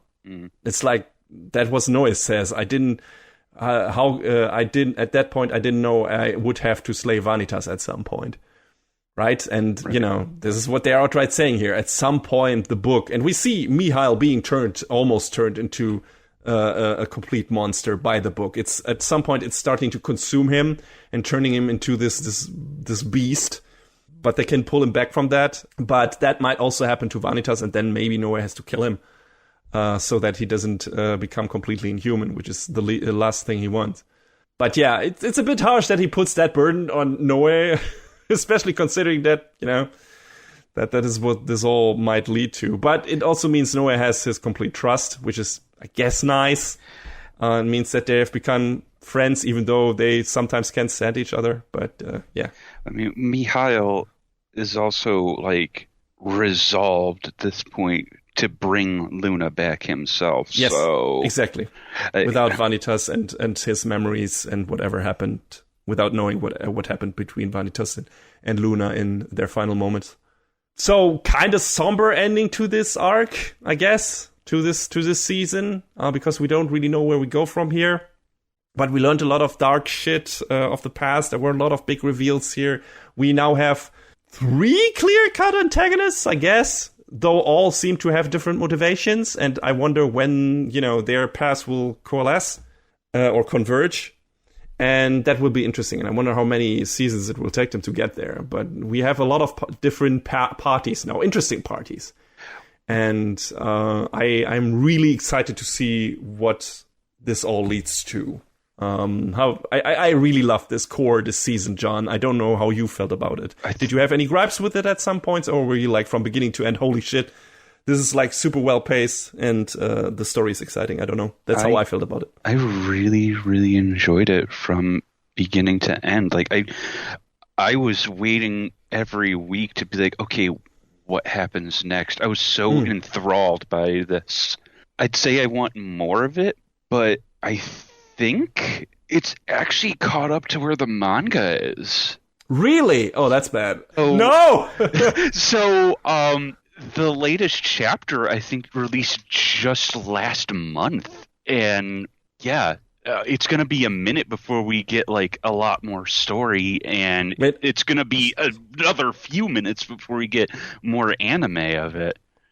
So how many chapters between the things they covered and the one that just released are there? How many? I think maybe just 1 or 2. I mean, I don't know how fast the publication of these chapters happens, how fast the creator draws these mangas and everything and writes them. So depending on how fast-paced that manga is and that the publication of that manga is, the release of that manga is, we might not have to wait too long, maybe a year or 2 or something like that. Okay, yeah, the anime ends at chapter 55, and then there was 56 and 57 after that, and 57 is current. Oof, okay, yeah, that's not a lot. We need at least, I guess, 20 to 25 chapters. I believe, well, from what I can see here, the pace really, really picked up in this season, because the first one ended at chapter 11. And we went through chapter 55 in the second season. So, yeah. Jesus. They really kept it going. So there's probably some granular details we missed out on, but they kept it going, and I feel like they did a pretty good service to the story they were trying to adapt. And I didn't feel like I was missing out on anything. Maybe there was some, more character development, filler stuff, but I feel like we got all the important beats in there, so yeah. But now I want to check out the manga, because they have to had omitted something, because the first season didn't feel slow paced. No. That. So I feel like this season was particularly quick in terms of how it went about with the story beats, but it didn't feel rushed. So they must have just skipped something in between. And I wonder what they skipped. It was a couple of one-off stories, maybe, more case of the week shit, because that's more what the first season felt like. It felt more like we had, we had the stuff with Amelia, who has some nice occasional appearances in this season as well, which I enjoyed. I liked because, she was one of the characters who introduced us to the show. But also, we had the stuff with Jeanne, but then Vanitas and Noe go off and investigate, the disappearance of some of the vampires and stumble over the Bureau stuff. It all felt a bit more like episodical in certain parts.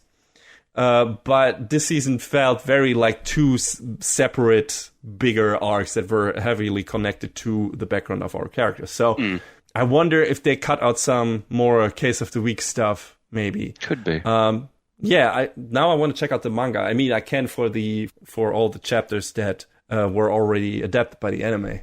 I hope it doesn't put the show in a negative light for me afterwards, because, like, man, I would have liked to see that animated. But also, maybe they shifted around things. That could be.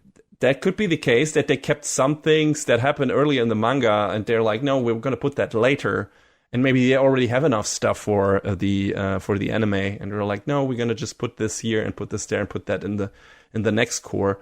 I don't know. Maybe the stuff, the reveal of Mihail and stuff like that happens way later in the manga than it does here. Who knows? I'll try to find out, because now I'm interested. I'm surprised that they went through so much material apparently in the second core. I mean, at least we know Mochizuki has some stuff cooked up, because look at all the things we have set up. We have Ruthven has his one command to issue to Noe.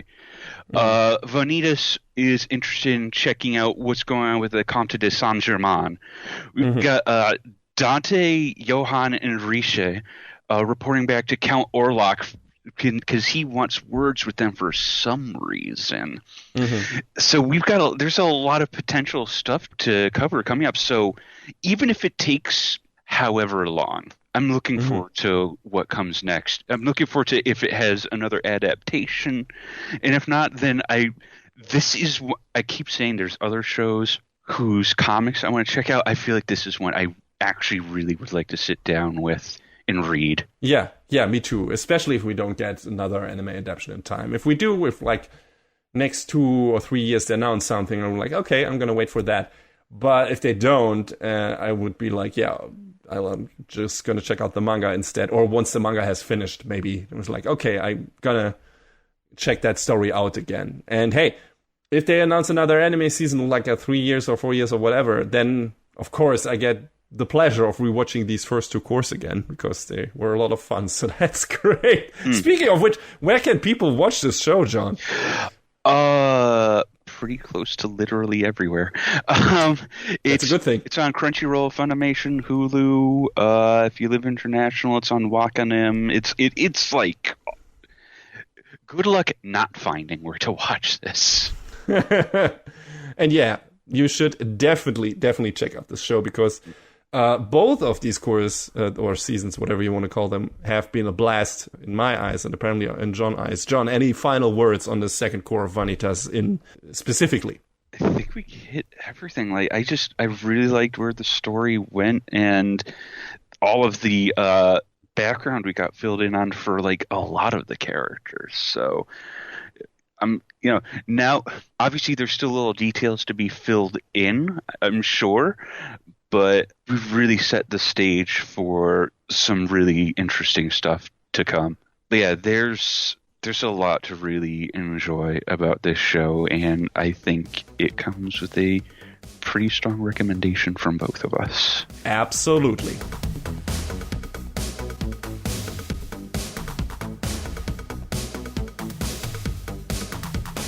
And that is a wrap on the 129th episode of Anime Brain Freeze. All the music in our show is from the Double Dragon Neon soundtrack by the amazing Jake Kaufman. Please go to virt.bandcamp.com and check out his awesome work.